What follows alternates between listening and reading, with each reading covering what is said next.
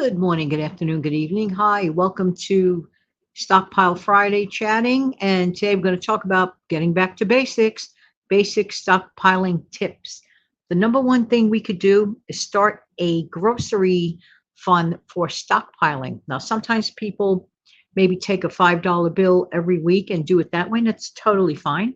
And sometimes other people would prefer a different approach. For example, start a little bit of a fund, let's say for $50 or $25, and get that started and use that to begin your stockpiling. So, starting a grocery stockpiling fund, picking a dollar amount and aiming to save for it, meeting that goal, and then you could start shopping. I think that's also a great approach. So, both ways are great. Neither one is right or wrong, whatever works best for you. Either way, to get started is always a good thing.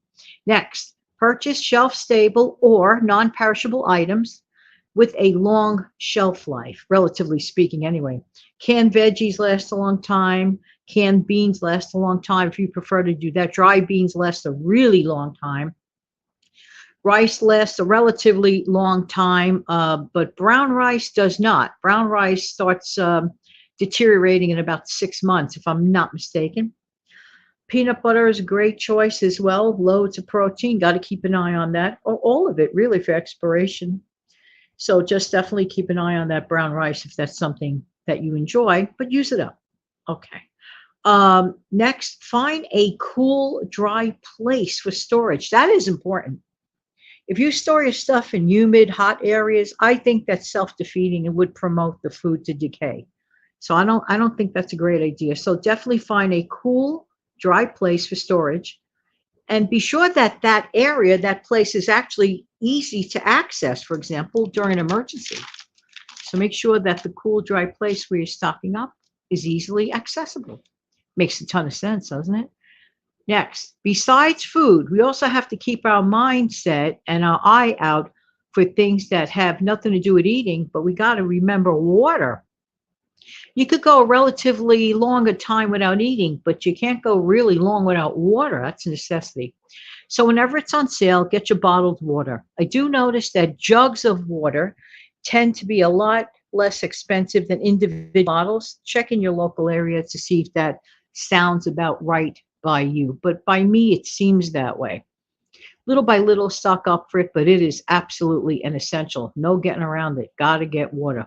Also, separately, store up your own and fill up your own bottles of bathing water, water for bathing. That's really important. Or if you prefer, just buy a whole bunch of those body wipes, like those baby wipe type things for adults. You could get a bunch of those. Keep that handy. Very important. Don't forget to also purchase a basic first aid kit. A lot of people forget to do that. You could get them, look online or in your local stores and see which is best suitable for you. You could get them for at a relatively decent cost, in my opinion. Look around, but definitely get one. And next, keep track, and this is really important. Keep track of your expiration dates and rotate your stockpile whenever possible. Put the oldest stuff out front and the newest stuff rotate to the back of your shelving in your pantries. Very simple thing to do, but it's an important thing to do. Don't, use up the newest stuff first. Use up the older stuff first. And that's your basics. Listen, have an amazing weekend coming up. I can't believe how fast the time is going. It's just amazing. And so are you.